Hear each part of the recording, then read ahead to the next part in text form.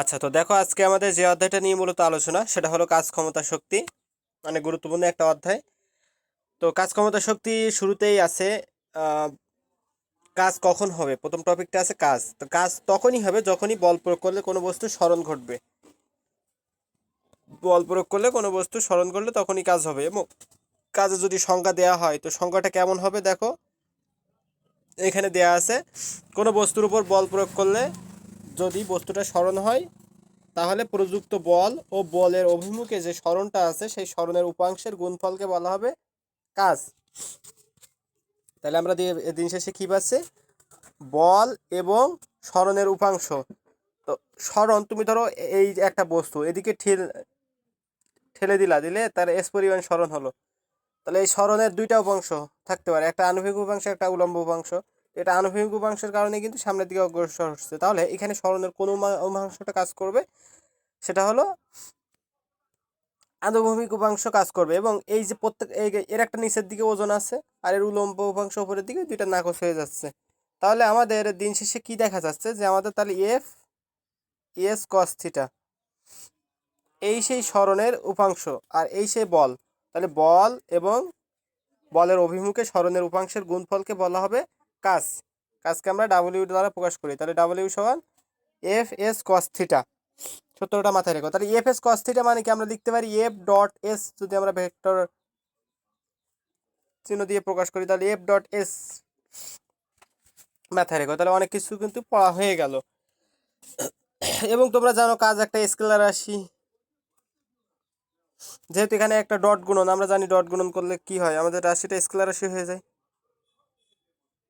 এখানে কিন্তু বল আর সরণটা ভেক্টর রাশি, তারপরেও কিন্তু এটা স্কেলার রাশি, কারণ ডট গুণের একটা স্কেলার রাশি।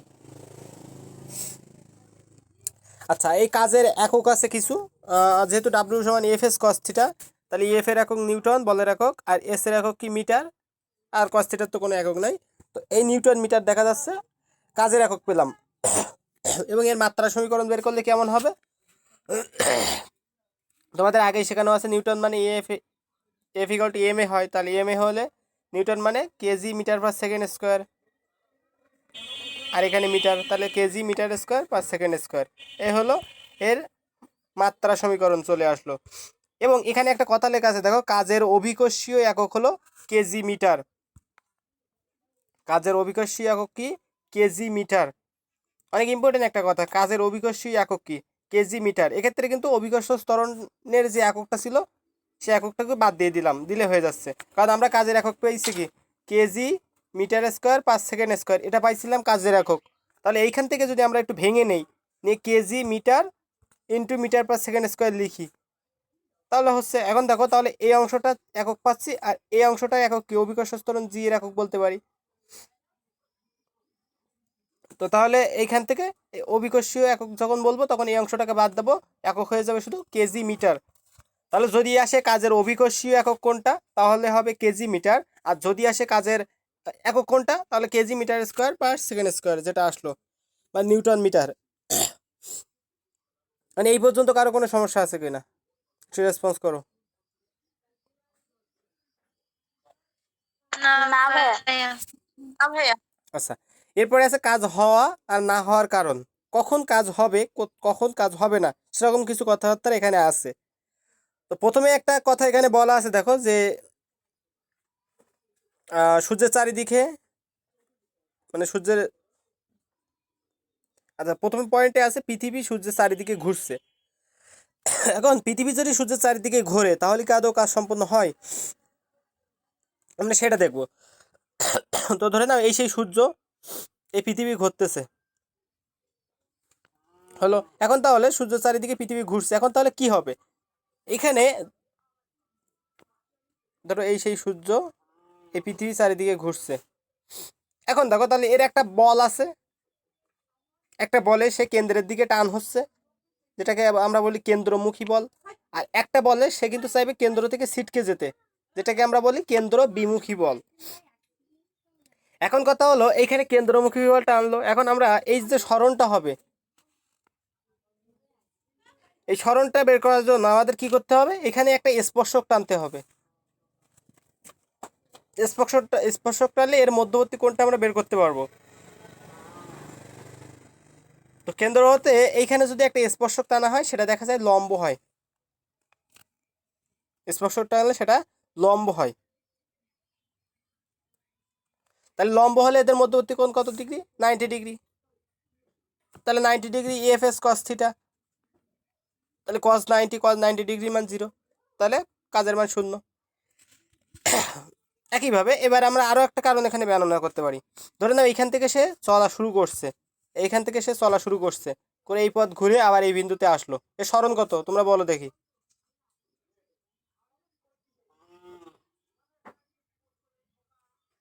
বলো সরণ কত? স্মরণ তো নেই। সরণ 0, হ্যাঁ। তাহলে সরণ যদি 0 হয় তাহলে এফ এস কস থিটা, তাহলে এস এর মান 0, তাহলে এস এর মান 0 হলে পুরোটার মান 0। তাহলে আমরা কিন্তু দুইভাবেই বলতে পারি যে পৃথিবী যখন সূর্যের চারিদিকে ঘুরছে তখন কিন্তু কোনো কাজ হচ্ছে না। আচ্ছা, এরপরে আছে দেখো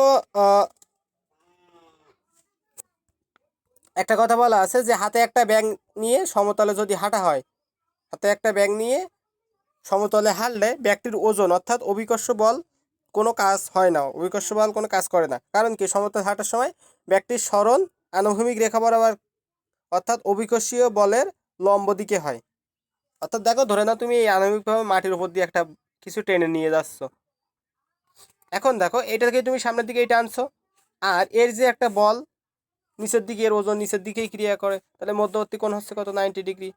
তাহলে সেক্ষেত্রেও কোনো কাজ হবে না। একইভাবে তোমাদের চতুর্থ অধ্যায় নিউটনিয়ান বলবিদ্যা অধ্যায়ে পড়ছিলে যে অভিকর্ষ বল একটা কার্যহীন বল।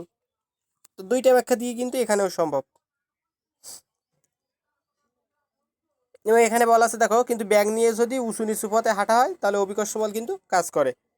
এরপরে একটা কথা আছে দেখো, পাথরে যদি দড়ি বেঁধে ঘোরানো হয় আঙুলের চারিদিকে নিয়ে, তাহলে সেক্ষেত্রেও কিন্তু কোনো কাজ হয় না। সেই একইভাবে পৃথিবীর চারিদিকে ঘুরলে যেমন হচ্ছিল সূর্যের, সেই একই কথা এখানেও আসবে। আচ্ছা, এরপরে আছে দেখো কাজের সংখ্যা থেকে আমরা জানি যে বল ক্রিয়া করলেও বল প্রয়োগে বস্তু সরণ এস ইকুয়াল টু 0 হলে কাজ ডাব্লিউ ইকুয়াল টু 0 হবে। একইভাবে যদি মানে বলের প্রয়োগে যদি বস্তুর সরণ বলের অভিমুখে লম্ব দিকে হয়, অর্থাৎ থিটা সমান 90 ডিগ্রি কোণে হয়, তাহলে কস থিটা সমান 0 হয়ে যায়, সেক্ষেত্রেও কাজ সমান 0। তো এসব ক্ষেত্রে কিন্তু কাজ হয় না। আচ্ছা, এরপরে আছে কয়েকটা বিশেষ ক্ষেত্রে কাজ, কয়েকটা বিশেষ ক্ষেত্রে কাজ।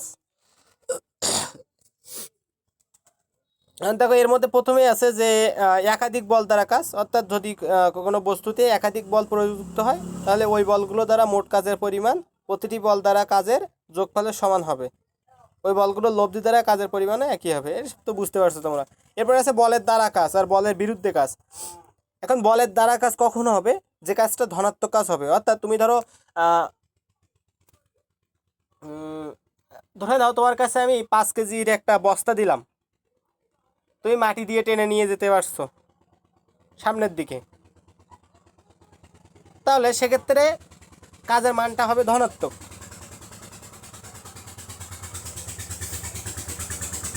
আর যদি কাজের মানটা, এখন কাজের মান ধনাত্মক আমরা কীভাবে বুঝবো? আমরা দেখো ডাব্লিউ সমান এফ এস কস থিটা। তো এইখানে যদি আমরা এফ এর মান ধনাত্মক, বলের মান সরণের মানও ধনাত্মক, এখন এই কস থিটার মানের সাথে তুলনা করব, তাহলে এইখানে যদি থিটা কস থিটার মান ধনাত্মক আসতে হয় তাহলে কি করতে হয়? অবশ্যই কোনটা কেমন হওয়া লাগবে? 0 ডিগ্রি এসে বেশি হওয়া লাগবে বা সমান হলেও হবে, কারণ কস জিরোর মান 1, তাহলে সেক্ষেত্রে হবে এর চেয়ে বড়ো হতে পারবে থিটা বা সমান হতে পারবে। আর 90 ডিগ্রি এর চেয়ে কম হওয়া লাগবে, কারণ কস 90 মান 0, কস 90 হলে তো শূন্য কাজ হয়ে যাবে না। তাহলে তার আগ পর্যন্ত, তাহলে এখানে সত্যটা কিন্তু দেখে রেখো, এগুলো কিন্তু এমসিকিউ আসে। 0 ডিগ্রি এর সমান অথবা বেশি থিটার মান অথবা 90 ডিগ্রি এর চেয়ে কম হবে, তখন বলের দ্বারা কাজ হবে, অর্থাৎ ধনাত্মক কাজ হবে। এবং বলের দ্বারা কাজ হলে তখন কি হয়?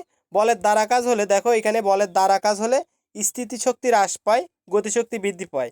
এখন বলের দ্বারা কাজ হলে কি, তুমি চাচ্ছ যেটা সেটা হবে, তুমি চাচ্ছ এটাকে সামনের দিকে নিয়ে যেতে, বা তুমি একটা কোনো কিছু নিয়ে যেতে উঁচু করে, তো সেক্ষেত্রে সেটা তুমি পারলে অবশ্যই সেটা বলের দ্বারা কাজ হচ্ছে, তাহলে তার গতিশক্তি বৃদ্ধি পাবে আর স্থিতিশক্তিটা কিন্তু হ্রাস পাবে। এখন কথা হলো বলের বিরুদ্ধে কাজ। বলের বিরুদ্ধে কাজ কেমন? ধরে না এখানে বলছে দেখো একজন লোক মাটি থেকে একটা চাউলের বস্তাকে মাথার উপরে তুললো, আবার বইকে মেঝে থেকে আলমারিতে তুললো। এগুলোর ক্ষেত্রে কি হয়? এগুলোর ক্ষেত্রে অভিকর্ষের বিরুদ্ধে কাজ করতে হয়। তাহলে দেখো এখানে বলছে দেখো যে যদি একটা বস্তুর উপর ক্রিয়ারত বলের বিপরীত দিকে বস্তুটিকে সরানো হয়, অর্থাৎ বলের অভিমুখের বিপরীত দিকে বলের প্রয়োগ বিন্দুতে সরে যায়, তবে বলের বিরুদ্ধে কাজ হয়েছে বোঝানো হয়। এক্ষেত্রে এই বলের বিরুদ্ধে কাজ হলে সেটাকে বলা হয় ঋণাত্মক কাজ। এবং এই বলের বিরুদ্ধে যখন কাজ হবে তখন কিন্তু গতিশক্তি বৃদ্ধি পায় না, সেক্ষেত্রে স্থিতিশক্তিটা বৃদ্ধি পায়। স্থিতিশক্তিটা বৃদ্ধি পায়।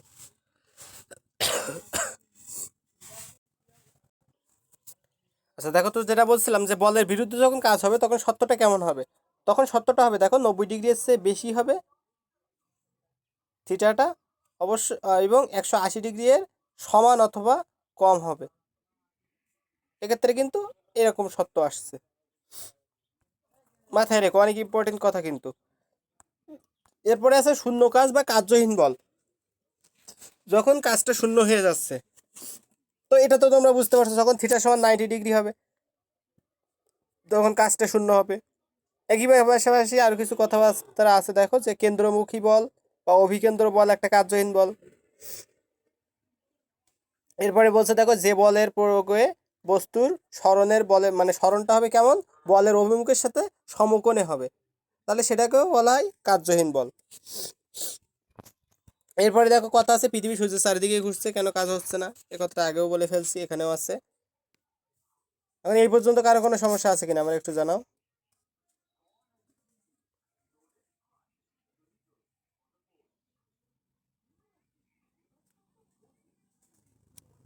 কারো কোনো সমস্যা আছে?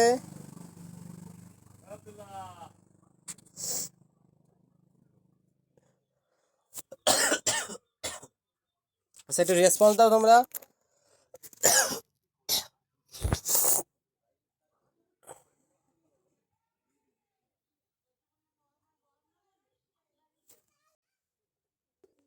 আচ্ছা দেখো এখানে কিছু কথা আছে দেখো, যে কি সত্ত্বে কাজ শূন্য হয়। কি সত্ত্বে কাজ শূন্য হবে? যদি সরণ শূন্য হয়, বল ও সরণের মধ্যবর্তী কোণ 90 ডিগ্রি হয়। আর একটা জিনিস আছে দেখো, সংরক্ষণশীল বলের প্রভাবে যদি বস্তু বৃত্তাকার পথে ঘোরে তখন কাজটা শূন্য হয়। এই তিনটা সত্ত্বে কিন্তু কাজ শূন্য হয়।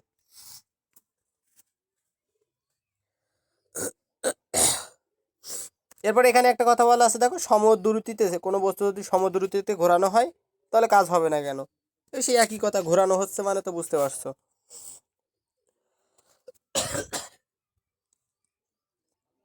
এরপরে কিছু কথা আছে দেখো, যে ধ্রুব বল দরকার নাই, ধনাত্মক কাজ ঋণাত্মক কাজ। আচ্ছা এখানে আছে দেখো ধনাত্মক কাজ। ধনাত্মক কাজ কখন হবে? এই সীমা তো আমি দেখালাম একটু আগে, কোণের সীমা। তো যদি থিটা ইকুয়াল টু 0 ডিগ্রি হয় সেক্ষেত্রেও ধনাত্মক কাজ হয়, এবং ধনাত্মক কাজে ত্বরণ হয় এবং গতিশক্তিটা কিন্তু বৃদ্ধি পায়।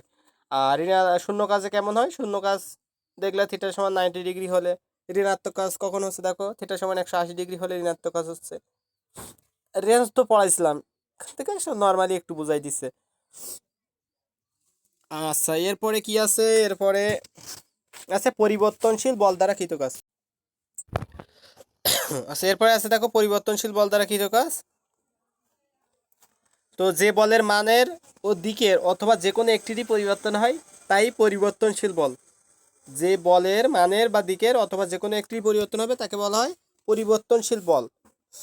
যেমন একটা স্প্রিংকে টেনে লম্বা করলে বা সংকুচিত করলে যে কাজ হবে তাকে পরিবর্তনশীল বল দ্বারা কাজ বোঝানো হয়।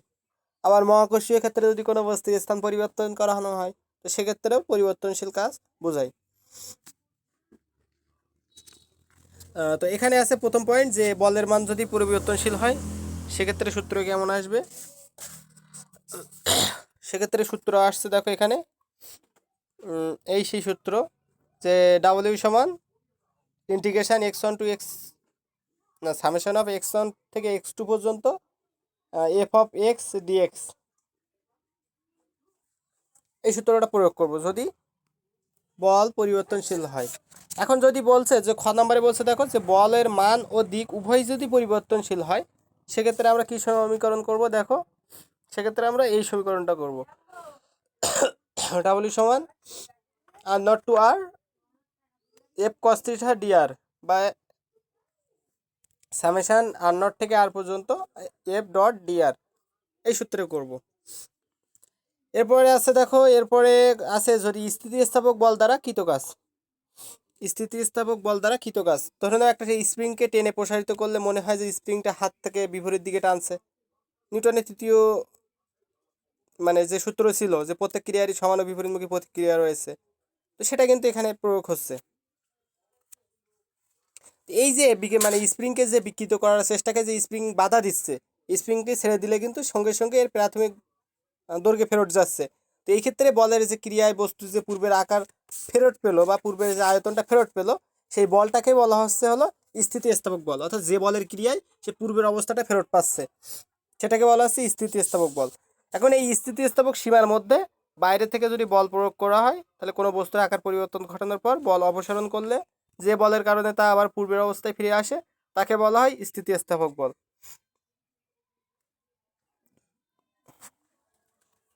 তাকে বলা হচ্ছে স্থিতিস্থাপক বল। আচ্ছা, এই হলো। এখন কথা হলো স্থিতিস্থাপক বল দ্বারা কৃত কাজ কত হবে?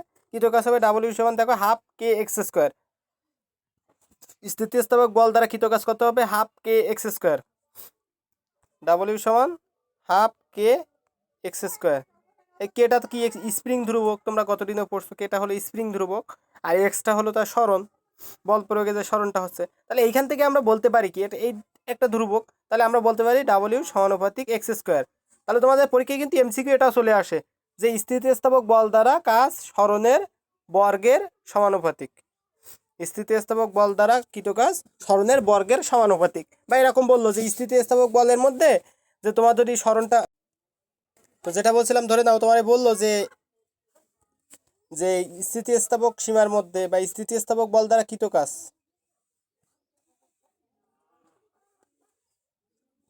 যদি বললো যে স্থিতিস্থাপক বলের বিপরীতে যদি সরণটা দ্বিগুণ হয় তাহলে কাজ কত গুণ হবে? তাহলে সরণ দ্বিগুণ হলে কাজ হবে 4 গুণ, 2 স্কোয়ার, তাহলে 4 গুণ হবে। এরকমভাবে কিন্তু এমসিকিউ আসতে পারে।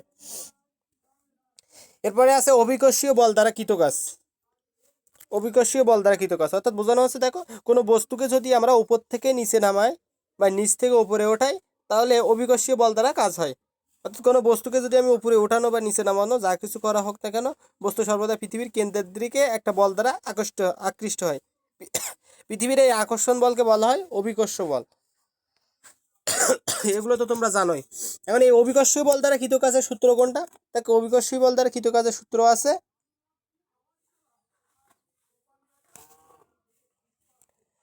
যে এইখানে দেখো ডাব্লিউ সমান এফ এইচ, ডাব্লিউ সমান এফ এইচ। তো এই জায়গায় ডাব্লিউ সমান এফ এর জায়গায় কী বসাবো? আমরা G M M by R square বসাইছি। এফ এর জায়গায় G M M by R square বসাইছি। অর্থাৎ ওই যে আমরা মহাকর্ষ বল, তোমরা সশ্রদ্ধে এখনো যে করুনি বললে বুঝতে পারতে, যে আমরা মহাকর্ষ বল অর্থাৎ আমাদের যে এটা তোমরা 9-10 করছিলে যে পৃথিবীর যে কোনো দুইটা বস্তুর মধ্যে আকর্ষণ বল, বা পৃথিবী আর যে কোনো একটা বস্তুর মধ্যে বা আকর্ষণ। আচ্ছা দেখো, তো যেটা বলছিলাম যে এখানে দেখো এখানে যে এই পুরো মানটা এটা এফ মহাকর্ষ বল, তোমরা জানো মহাকর্ষ বলের সূত্র এফ সমান G M M by R square, ওইটা বসাইছে আর এইখানে এইচ আছে। তো এই ক্ষেত্রে আমরা তাহলে দিন শেষে কী বলতে পারি? আমরা বলতে পারি দেখো যে অভিকর্ষ বল দ্বারা কাজ উচ্চতা বা সরণের সমানুপাতিক হবে। অর্থাৎ ডাব্লিউ এখানে সমানুপাতিক এইচ পাইছি আমরা। তো আমরা এখানে বলতে পারি যে অভিকর্ষ বলের বিপরীতে যদি আমরা সরণটা 3 গুণ করি তাহলে কাজটাও 3 গুণ হবে, সরণ 5 গুণ করলে কাজটাও 5 গুণ হবে, এরকম সরণ অর্ধেক করলে কাজটাও অর্ধেক হবে। এভাবে কিন্তু এখান থেকে এমসিকিউগুলো আসে। এরপরে আছে দেখো একটা সংখ্যা দেওয়া আছে স্প্রিং ধ্রুবকের, যেটা তোমরা গতদিনে পড়ছো যে স্প্রিংয়ের একক দৈর্ঘ্য বৃদ্ধির জন্য প্রযুক্ত বলকে বলা হয় স্প্রিংয়ের বল ধ্রুবক বা স্প্রিং ধ্রুবক। আর এই স্প্রিং ধ্রুবকের একক কত দেখো? Newton per metre. স্প্রিং ধ্রুবকের একক কত? Newton per metre. এই স্প্রিং ধ্রুবকের সূত্র আসছে কোথা থেকে দেখো? কে সমান এফ বাই এক্স। অর্থাৎ আমরা যে এফ সমানুপাতিক মাইনাস এক্স পাইছিলাম গতদিন এক জায়গায় দেখছিলাম, এফ সমানুপাতিক মাইনাস এক্স পাইছিলাম। তো এইখানে আমরা এখান থেকে একটা ধ্রুবক আনতে পারি এফ সমান সমান কে এক্স, তো এখান থেকে কি এর মান বের করলে এফ বাই এক্স, আর মাইনাসটা তো বিপরীত দিক বা অভিমুখ প্রকাশ করে। এবং এই স্প্রিং ধ্রুবকের এককটা কিন্তু অনেক ইম্পর্টেন্ট, মাথায় রেখো। আচ্ছা, এরপরে দেখো, এরপরে আমরা পড়ছি স্প্রিং দ্বারা বল মানে স্থিতিস্থাপক বল তথা স্প্রিং বলের বিপরীতে কাজ। তো স্প্রিং বল কর্তৃক কৃত কাজ বা স্প্রিং বলের বিপরীতে কৃত কাজ কত হবে? হাফ কে এক্স স্কোয়ার হবে। হাফ কে এক্স স্কোয়ার। সূত্রগুলো মাথায় রেখো, কখন কোন সময় কাজে লাগবে এইগুলো কিন্তু জানা নাই, সবগুলো মাথায় রাখতে হবে। এই কারণে দেখো এরপরে আছে স্প্রিং ধ্রুবক কোনগুলোর উপর নির্ভর করে। এটাও কতদিন তোমরা পড়ছিলে যে স্প্রিং ধ্রুবক স্প্রিং এর গঠন মানে স্প্রিং এর দৈর্ঘ্যের উপর, স্প্রিং এর জ্যামিতিক গঠনের উপরে এবং পদার্থের স্থিতিস্থাপকতার উপরে, এই তিনটার উপরে স্প্রিং ধ্রুবকের মান নির্ভর করে। অনেক ইম্পর্টেন্ট একটা এমসিকিউ কিন্তু। স্প্রিং এর ধ্রুবক নির্ভর করে স্প্রিং এর দৈর্ঘ্যের উপর, জ্যামিতিক গঠনের উপর এবং পদার্থের স্থিতিস্থাপকতার উপর। এবং দেখো স্প্রিং এর সংকোচনে কাজ কত? হাফ কে এক্স স্কোয়ার। আর স্প্রিং বল দ্বারা ঋণাত্মক কাজ কত? মাইনাস হাফ কে এক্স স্কোয়ার। এরপরে আছে অভিকর্ষ বল, মহাকর্ষ বল, এগুলো আছে। তো মহাকর্ষ বল মানে কি? মহাবিশ্বের যে কোনো দুইটা বস্তুর মধ্যে যে আকর্ষণ বল। আর অভিকর্ষ বল মানে কি? অভিকর্ষ মানে পৃথিবী আর অন্য যে কোনো একটা বস্তুর মধ্যে যে আকর্ষণ বল তাকে বলা হচ্ছে অভিকর্ষ বল। এগুলো তো তোমরা জানো। আচ্ছা, আর এই লাইনটা তো তোমরা জানো, মহাকর্ষ বল, নিউটনের মহাকর্ষ বলের যে সূত্রটা ছিল যে এফ সমান সমান G M M by R square. তো এখান থেকে আমরা বলতে পারি যে পৃথিবীর কেন্দ্রামুখী এই বলই হলো অভিকর্ষ বল, এবং এই অভিকর্ষ বল বর্গের মানে দূরত্বের বর্গের ব্যস্তানুপাতিক। দেখো নিচে কিন্তু আর স্কোয়ার আছে, এফ সমান সমান G M M by R square, এই মধ্যবর্তী দূরত্বের বর্গের ব্যস্তানুপাতিক। আচ্ছা, এরপরে এক্ষেত্রে কৃত কাজের সূত্রটা আমরা পড়ছি একটু আগেই। এরপরে আছে কোনো বস্তু যদি নিচের দিকে পতন হয় সেক্ষেত্রে কাজ কত? কোনো বস্তু যদি নিচের দিকে পতন হতে থাকে তাহলে সেক্ষেত্রে কাজ দেখো ডাব্লিউ সমান এফ এইচ, বা এফ এর জায়গায় হলো এমজি, তাহলে এমজি এইচ, তাহলে ডাব্লিউ সমান এমজি এইচ। তাহলে এক্ষেত্রে আমরা বলতে পারি যে ডাব্লিউ সমান এমজি এইচ। তাহলে অভিকর্ষ বলের দিকে কাজ তার কি সরণের সমানুপাতিক, অর্থাৎ নিচের দিকে পড়বে যখন পতনের ক্ষেত্রে বলতে বোঝানো হচ্ছে। তার মানে কি অভিকর্ষের দিকে, কারণ প্রত্যেকটা বস্তু নিচের দিকে আকর্ষিত হচ্ছে। তাহলে অভিকর্ষের দিকে, অভিকর্ষ বা মহাকর্ষ বলের দিকে যে কৃত কাজ সেটা কি হবে? সরণের সমানুপাতিক হচ্ছে। এই কনভার্ট করাগুলো বুঝতে হবে, কিভাবে সূত্র থেকে সমানুপাতিক করতে হচ্ছে এগুলো বুঝতে হবে, তা না হলে কিন্তু হবে না। তোমরা এখন অনেক উপরের ক্লাসে উঠে গেছো, বাচ্চা ক্লাসের জিনিস এগুলো। এরপরে দেখো কোনো বস্তুকে যদি আমরা উপরের দিকে উঠানো হয়, তো উপরের দিকে উঠানোর ক্ষেত্রে গেলে এর আগে শুধু একটা মাইনাস আসছে, মাইনাস এম জি এইচ, কারণ এটা কাজটা ঋণাত্মক হয়। এবং এক্ষেত্রেও কিন্তু আমরা দেখতে পাচ্ছি ডাবলিউ সমানুপাতিক এইচ, অর্থাৎ অভিকর্ষ বলের বিপরীতে কৃত কাজটাও কিন্তু সরণ বা উচ্চতার কিন্তু সমানুপাতিক হবে। এরপরে যদি আসে আনত তলবে যদি নামানোর ক্ষেত্রে কৃত কাজ, কোনো বস্তু এরকম ধরো আনত তলবে নামতেছে, তো সেক্ষেত্রে কৃত কাজ কত হবে? তো সেক্ষেত্রে কৃত কাজ দেখো, সেক্ষেত্রেও কৃত কাজ হবে হলো half K x square, or যদি স্থিতিস্থাপক বল দ্বারা কৃত কাজ হয় তাহলে সেক্ষেত্রে হাফ কে এক্স স্কোয়ার দেবো, আর যদি অভিকর্ষ বল দ্বারা কৃত কাজ হয় তাহলে এম জি এইচ দেবো। এখন স্থিতিস্থাপক বল দিলে আমরা সাধারণত স্প্রিং আনি, তো স্প্রিং এর ক্ষেত্রে স্প্রিং ধ্রুবক আনার জন্য আমরা হাফ কে এক্স স্কোয়ার এই সূত্রটা করি। আর অভিকর্ষ বল দ্বারা কৃত কাজ আমরা জানি এম জি এইচ কাজ। তো সেক্ষেত্রে কি হয়, এই এইচটা কিন্তু কোন এইচ? এই এইচটা কিন্তু এইচ না, ধরে না এইখান থেকে একটা বস্তু পড়ে এই পর্যন্ত আসবে, তো এইচ কিন্তু এটা কিন্তু এইচের মান না, এটা কিন্তু এইচের মান না। এইচের মান কোনটা? এটাই কিন্তু এইচের মান। এটাকে যদি একটা সমকোণী ত্রিভুজের সাথে তুলনা করো, তো এই মানটা হলো সেই এইচের মান। এই কথাটা কিন্তু মাথায় রাখতে হবে, এই মানটাই হলো এইচের মান। এটা কিন্তু স্টুডেন্টরা অনেক বেশি ভুল করে ম্যাথ করার ক্ষেত্রে। আচ্ছা, এই হলো বিষয়। তো এখান থেকে দেখতে পারি কি, দেখো কাজ সরণের সমানুপাতিক, বর্গের সমানুপাতিক, আর এক্ষেত্রে হলো কাজ সরণের সমানুপাতিক। এখন এই পর্যন্ত কারো কোনো সমস্যা আছে কিনা আমার একটু জানাও, এবং বোঝা যাচ্ছে কিনা? আচ্ছা, এই পর্যন্ত কারো কোনো সমস্যা আছে কিনা? কোনো সমস্যা প্রশ্ন থাকলে বলতে পারো, বা পড়ানো ফাস্ট হয়ে যাচ্ছে কিনা, বা কোনো সমস্যা আছে কিনা জানাতে পারো। আমি কি শুরু করবো নাকি সমস্যা আছে কোনো? ভাইয়া শুরু করেন, শুরু করেন ভাইয়া। আচ্ছা, এরপরে আছে দেখো মহাকর্ষ বল দ্বারা কৃত কাজ। তো মহাকর্ষ বল দ্বারা কৃত কাজের সূত্র দেখো এইখানে আছে।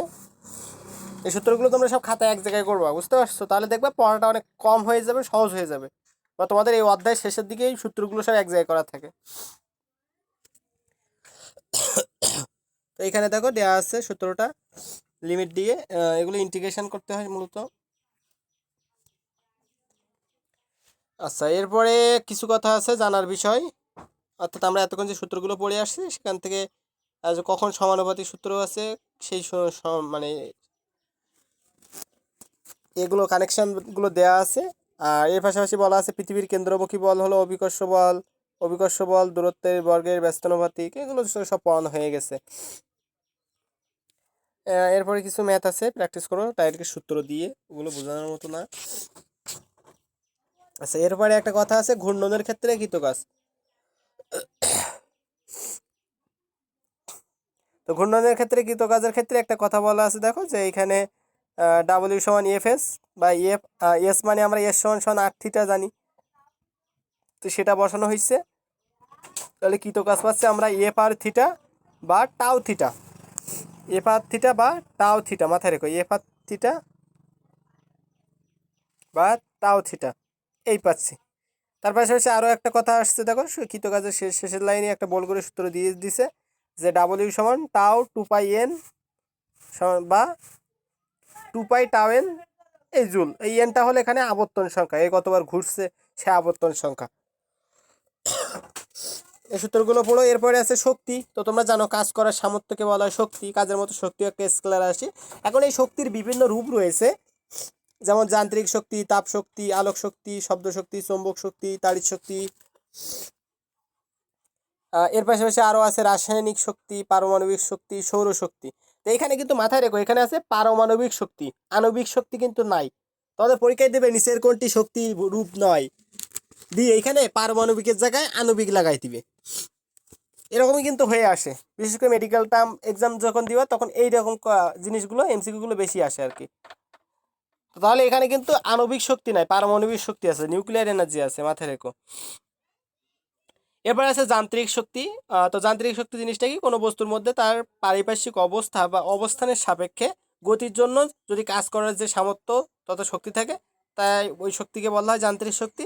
আর যান্ত্রিক শক্তি দুই প্রকার, একটা হলো গতিশক্তি আর একটা হলো স্থিতিশক্তি বা বিভব শক্তি। যান্ত্রিক শক্তি দুই প্রকার, একটা হলো গতিশক্তি, একটা হলো স্থিতিশক্তি বা বিভব শক্তি।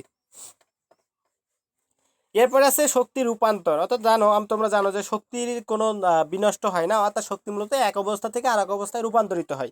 তো সেই যে রূপান্তর, সেই রূপান্তরগুলো এখানে কিছু আছে, এগুলো থেকে প্রচুর এমসিকিউ হয়, এই কারণে কিন্তু অনেক ইম্পর্টেন্ট কিছু কথা। এই উদাহরণগুলো পড়ে বা দেখো, যেমন বলছে যে পানির উৎস স্থান থেকে যদি নিম্ন স্থানের দিকে মানে প্রবাহ হয় তাহলে কি হয়, সেখানে সেখানে দেখা যায় যে উচ্চ স্থানে থাকলে তার শক্তিটা থাকে স্থিতিশক্তি, যখন নিম্ন স্থানের দিকে প্রবাহিত হয় তখন তার স্থিতিশক্তিটা গতিশক্তিতে রূপান্তরিত হয়। এবং একইভাবে যদি টারবাইন ঘুরিয়ে তুমি বিদ্যুৎ শক্তি উৎপাদন করতে যাও তাহলে সেক্ষেত্রে কি হয়, যান্ত্রিক শক্তি বিদ্যুৎ শক্তিতে রূপান্তরিত হয়। আর এরপরে আছে দেখো, তখন তুমি আলো জ্বালাচ্ছ, তো বৈদ্যুতিক বাতির মধ্যে কোন শক্তির কিভাবে রূপান্তর হচ্ছে, দেখো বিদ্যুৎ শক্তি কিসে পরিণত হয়, আলোক শক্তিতে রূপান্তরিত হয়। এরপরে যদি তুমি বৈদ্যুতিক ইস্ত্রি করো ইস্ত্রি মেশিন দিয়ে, তো সেক্ষেত্রে কি হয়, সেক্ষেত্রে বিদ্যুৎ শক্তি তাপ শক্তিতে, এবং পরবর্তীতে ওই তাপ শক্তি কি হয়, যান্ত্রিক শক্তিতে রূপান্তরিত হয়। এগুলো কিন্তু মুখস্থ করার বিষয় না, তোমরা কিন্তু বেসিক্যালি নিজেরাই বুঝতে পারো, তোমরা এত বড় হয়ে গেছো যদি এখন না বুঝতে পারো জিনিসগুলো। যেমন এই ইস্ত্রি মেশিন দিয়ে তুমি ইস্ত্রি করবা, তো ওখানে কি হয়, ওই তুমি কারেন্ট লাইন দিচ্ছ, বিদ্যুৎ পাচ্ছে, সে বিদ্যুৎ শক্তি কিসে পরিণত হবে, তাপ শক্তিতে, তাপ দিয়ে তুমি কাপড় ইস্ত্রি করছো। এরপর ওই তাপ শক্তিটা কি হবে, কাপড়ের উপর কাজ করে যান্ত্রিক শক্তিতে রূপান্তর করছে, এই কারণে কাপড়টাকে মানে প্লেন করে দিচ্ছে আর কি। এরপরে কিছু আছে, যেমন একটা কাঁচা লোহার মধ্যে যদি আমি তামার তার জড়াই দেই, তাহলে বিদ্যুৎ চালনা করি পরবর্তীতে, তাহলে কি হয়, তার লোহার তারটা একটা চুম্বকে পরিণত হয়ে যাবে, তখন দেখা যায় বিদ্যুৎ শক্তি চুম্বক শক্তিতে পরিণত হবে। এরকম আছে। এরপরে এখানে কিছু কিছু জিনিস তোমাদের গুলাই যায়, সেই জিনিসটা একটু ধরাই দেয়। এখানে আছে দেখো ফটোগ্রাফিক ফিল্মের, আর এখানে আছে দেখো ফটো ইলেকট্রিক কোষের। তোমার যদি পরীক্ষা আসে ফটো ইলেকট্রিক কোষের মধ্যে কোন শক্তি রূপান্তর ঘটে, আর ফটো ইলেকট্রিক ফিল্মের মধ্যে কোন শক্তি রূপান্তর ঘটে, এই কোষ আর ফিল্ম এই দুটো জিনিসের মধ্যে কিন্তু একটু পার্থক্য আছে, মাথায় রাখো। তো এই তোমরা ফটো ইলেকট্রিক কোষের মধ্যে কি হয়, আলোক শক্তি বিদ্যুৎ শক্তিতে রূপান্তরিত হয়। ফটো ইলেকট্রিক কোষ এর মধ্যে কি হয়, মানে ওই যে তোমরা জানো যে ক্যালসিয়াম, তোমরা তো ওতে পড়োনি সেকেন্ড পার্টে, যে ক্যালসিয়াম পটাশিয়াম রুবিডিয়াম এগুলো যদি ধাতুর উপরে যখন উপরে মানে আলো পড়ে তখন দেখা যায় এর থেকে ঢেকে ইলেকট্রন নির্গত হয়ে যায়। তোমরা এক্স রে পরীক্ষা টরীক্ষা সেসব পড়ছিলে 9-10-এ, সেসব ক্ষেত্রে দেখছিলে এই ইলেকট্রন নির্গত হয়ে যায় যখন আলো পড়ে তখন তীব্র বেগে ইলেকট্রন নির্গত হয়। তাহলে এখানে বোঝা যাচ্ছে কি, এখানে আলোক শক্তি কিসে রূপান্তরিত হয়, বিদ্যুৎ শক্তিতে রূপান্তরিত হয়। আচ্ছা, আর এই ফটোগ্রাফিক ফিল্মের ক্ষেত্রে কি হয়, এক্ষেত্রে রাসায়নিক বিক্রিয়ার মাধ্যমে আলোকচিত্র তৈরি করা হয়। তাহলে এক্ষেত্রে আলোক শক্তি রাসায়নিক শক্তিতে রূপান্তরিত হয়। এক্ষেত্রে আলোক শক্তি রাসায়নিক শক্তিতে রূপান্তরিত হয়। অনেক ইম্পর্টেন্ট কথা কিন্তু, বিশেষ করে এই 5 দাগ 7 দাগ আর 8 দাগ এই তিনটা যেন কারো মিস না হয় পড়ার সময়, কারণ এই তিনটা কিন্তু বেশিরভাগ ক্ষেত্রে এমসিকিউ তৈরি করা হয় এখান থেকে। এরপরে দেখো আছে ওষুধ কারখানার ক্ষেত্রে শ্রবণোত্তর বা শব্দোত্তর তরঙ্গ। তোমরা জানো তো শব্দোত্তর তরঙ্গ ব্যবহার করে আমরা জীবাণু ধ্বংস করতে পারি, কর্পূরকে পানিতে দ্রবণীয় করতে পারি। পাশাপাশি ময়লা মানে শব্দ তরঙ্গ দ্বারা আমরা বস্তাতির ময়লাও পরিষ্কার করতে পারি। এক্ষেত্রে কি হয়, তাহলে শব্দ শক্তি যান্ত্রিক শক্তিতে রূপান্তরিত হয়। এই শক্তি রূপান্তরগুলো আছে, তোমরা সবগুলো পড়ে নিও। এখন এই রূপান্তর বুঝতে অসুবিধা আছে কিনা আমার একটু জানাও। না ভাইয়া। আচ্ছা, এরপরে কিছু কথাবার্তা আছে, শক্তি নিত্যতার সূত্র আছে, অর্থাৎ বললাম যে শক্তির মানে সৃষ্টি বা বিনাশ হয় না, অর্থাৎ শক্তি মূলত এক অবস্থা থেকে আর এক অবস্থায় রূপান্তরিত হয়। একটি হলো শক্তির নিত্যতার সূত্র। এরপরে আছে শক্তির একক, শক্তির একক জুল, তোমরা জানো। শক্তির মাত্রা, কাজের মাত্রা শক্তির মাত্রা একই হবে। যান্ত্রিক শক্তি দুই প্রকার, গতিশক্তি স্থিতিশক্তি আগেও পড়ে ফেলছি। এরপরে আছে গতিশক্তি। তো গতিশক্তি কাকে বলে, গতিশক্তি তোমাদের কোনো একটা স্থিতিশীল বস্তু মানে সরি কোনো একটা গতিশীল বস্তু তার গতির জন্য কাজ করার যে সামর্থ্য লাভ করে তাকে বলা হয় গতিশক্তি। এটা তোমরা জানো, কোনো একটা গতিশীল বস্তু তার গতির জন্য কাজ করার যে সামর্থ্য লাভ করে তাকে বলা হয় ওই বস্তুটার গতিশক্তি। যে কোনো সচল বস্তুর মধ্যে কিন্তু গতিশক্তি থাকে। তো গতিশক্তির সূত্র আমরা জানি, ইকে সমান হাফ এম ভি স্কোয়ার, এগুলো তো তোমাদের বলা লাগবে না। এখান থেকে মাত্রার সমীকরণও তোমরা বের করতে পারবা, আমি নিয়ম শিখাই দিছি কিন্তু অফলাইনে অনলাইনে দুই ক্ষেত্রেই। আর এরপরে দেখো যে বিনা বাধায় পড়ন্ত বস্তুর গতিশক্তি হলো রৈখিক গতিশক্তি, আর ঘুরন্ত কোনো বৈদ্যুতিক পাখার গতিশক্তি হলো আবর্ত বা ঘূর্ণন গতিশক্তি। গাড়ির চাকায় এবং ফুটবলে রৈখিক এবং আবর্ত দুই ধরনের গতিশক্তি থাকে, অনেক ইম্পর্টেন্ট কিন্তু। গাড়ির চাকায় এবং ফুটবলে রৈখিক ও আবর্ত দুই ধরনের গতিশক্তি থাকে। আচ্ছা, এরপরে দেখো গতিশক্তি রৈখিক রাশিমালা রয়েছে। গতিশক্তি মানে আমরা জানি হাফ এম ভি স্কোয়ার, এগুলো তো আর বলা লাগছে না বারবার। আচ্ছা, এরপরে আছে গতিশক্তির ক্ষেত্রে কিছু কথাবার্তা বলা আছে দেখো। আমরা গতিশক্তি জানি কি, গতিশক্তি মানে ইকে সমান হাফ এম ভি স্কোয়ার। তো এটাকে যদি আমরা ভরবেগের সাথে নিয়ে আসতে চাই তাহলে সেক্ষেত্রে কি করবো, আমরা ভরবেগ মানে এম ভি জানি, তাহলে এম ভি এর হোল স্কোয়ার বাই নিচে আমাদের দেখো নিচে একটা এম আনলাম, তাহলে দেখো আমাদের কিন্তু এখানে এম ছিল, এম স্কোয়ার হয়ে গেলে এম এম কেটে যাচ্ছে আর ওপরে ছিল ভি স্কোয়ার, আমরা কিন্তু ওপরের রাশিটা পেয়ে যাচ্ছি। তাহলে এখান থেকে আমরা বলতে পারি কি হাফ সরি হ্যাঁ হাফ না দিয়ে আমরা একবারে ডাইরেক্ট সূত্র অনুযায়ী যেটা বলি আমরা আর কি, পি স্কোয়ার ওপরে হচ্ছে এম ভি মানে পি ভরবেগ, ভরার বেগের গুণফলকে ভরবেগ, ভরবেগকে আমরা পি দ্বারা প্রকাশ করি, তাহলে পি স্কোয়ার বাই নিচে ছিল 2 আর এই এম, তাহলে পি স্কোয়ার বাই 2m। তাহলে গতিশক্তি সমান আমরা আবারও বলতে পারি পি স্কোয়ার বাই 2m, আমরা গতিশক্তি সমান বলতে পারি হাফ এম পি স্কোয়ার, আবার বলতে পারি গতিশক্তি সমান পি স্কোয়ার বাই 2m। এবং এখান থেকে কিন্তু আমরা বলতে পারি গতিশক্তি কি ভরবেগের বর্গের সমানুপাতিক, গতিশক্তি ভরবেগের বর্গের সমানুপাতিক, এটাও কিন্তু আমরা বলতে পারি। তো এখানে সেসব কথাবার্তা আছে দেখো, এখানে ভরবেগের বর্গের সমানুপাতিক সেগুলো কথাবার্তা আছে। এরপরে আছে দেখো নিট বল যদি শূন্য হয় তাহলে গতিশক্তিটাও শূন্য হয়, এ কথাটা মাথায় রেখো। এরপরে আছে কাজ শক্তি উপপাদ্য। তো কাজ শক্তি উপপাদ্য এটা কদাকে আসে কিন্তু তোমাদের, কাজ শক্তি উপপাদ্য ব্যাখ্যা করো, না কাজ শক্তি উপপাদ্য কোনটা। তো কাজ শক্তি উপপাদ্যের বিবৃতিতে বলছে দেখো, কোনো বস্তুর উপর ক্রিয়ালব্ধ মানে ক্রিয়ারত লব্ধি বল কর্তৃক তার কৃত কাজ হবে তার গতিশক্তির পরিবর্তনের সমান। তাহলে কাজ শক্তি উপপাদ্য কি, কৃত কাজ গতিশক্তি পরিবর্তনের সমান, এটাই হলো তার কাজ শক্তি উপপাদ্য। তো এখানে বিভিন্নভাবে প্রমাণ করা আছে, আমাদের প্রমাণ দরকার নাই। এখানে দেখো ডাব্লিউ সমান half M V square minus half M V naught square. V naught দ্বারা বোঝা যাচ্ছে আদি গতিশক্তি, শেষ গতিশক্তি মাইনাস আদি গতিশক্তি, অর্থাৎ কোনো বস্তুর উপর ক্রিয়ারত কাজ তার কি হবে, গতিশক্তির পরিবর্তনের সমান হবে। এটা হলো কাজ শক্তি উপপাদ্য। এটা 2 নিয়মে প্রমাণ করা আছে, এক নিয়মে এক নিয়মে। প্রমাণ তোমাদের দরকার নেই আপাতত। আচ্ছা, এরপরে একটা কথা বলা আছে, দেখো গতিশক্তি কি ঋণাত্মক হতে পারে? গতিশক্তি কিন্তু কখনোই ঋণাত্মক হতে পারে না, মাথায় রেখো। গতিশক্তি মানে আমরা জানি হাফ এম ভি স্কোয়ার। তো এখানে এম কখনো তো ঋণাত্মক হতে পারবে না, ভর। আর এই বেগ যদি কখনো ঋণাত্মক হয়ও, তখনও কিন্তু ওর হোল স্কোয়ার করলে প্লাস হয়ে যাচ্ছে। তাহলে এই কারণে আমরা বলতে পারি গতিশক্তি কখনোই ঋণাত্মক হতে পারে না। এরপরে বলছে দেখো একটা হালকা বস্তু আর একটা ভারী বস্তুর ভরবেগ যদি সমান হয়, তাহলে তার গতিশক্তি কোনটার বেশি হবে? একটা হালকা বস্তুর আর একটা ভারী বস্তুর যদি ভরবেগ সমান হয়, তাহলে গতিশক্তির কোনটা বস্তু বেশি হবে? তোমরা স্বাভাবিকভাবে ভাবো। ধরে নাও তুমি হলো একেবারে পাতলা কাবু এবং তোমার বন্ধু হলো মোটা। তার মানে বোঝাচ্ছি তোমার ভরও কম। তোমার যদি ভরও কম হয় তাহলে ভরবেগও কম হবে।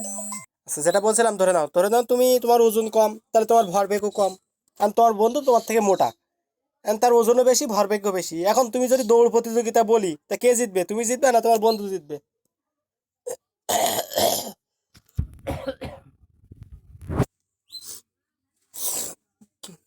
আচ্ছা বলো দেখি, তোমরা রেসপন্স করো।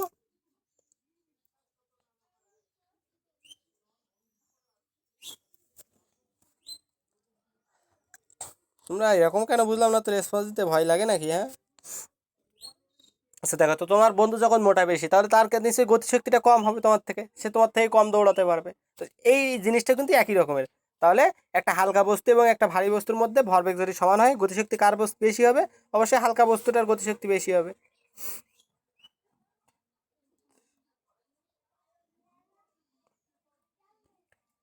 আচ্ছা, তো এটা ম্যাথমেটিকটা আমরা যদি ব্যাখ্যা করতে যাও, তাহলে ওই হাফ মানে P square by two M, ওইখানে নিচে আছে টু এম, দেখো ভরটা হলো নিচে, ওইখান থেকে